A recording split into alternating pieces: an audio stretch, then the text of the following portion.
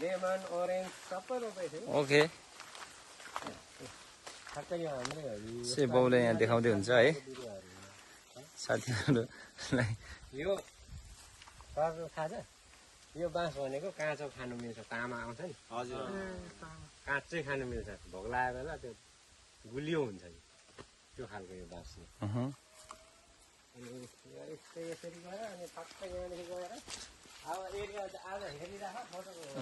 गरेर लैजाऊ होइन सानो हाम्रो ड्याड्स पनि म्यान भर्सेस वाइल्ड सानो के अरे के भन्छ अरे त्यसको नाम त के अरे बियर गिल्स बियर गिल्स अब सुँगुर काटेकोले गर्दा त्यो त अलिअलि पिरिक हान्यो कि त्यही त बाबुको अलिक आज जोस फाल्टेछ कि अलिकति होइन नि उत्कृष्ट अरू दिन भन्दा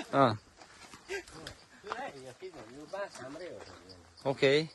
हाम्रो यो बाटो पनि हाम्रै जग्गाभित्र पर्छ होइन त्यो काटिएर यहीँबाट आएको यही बाटो आउनु भएको हो र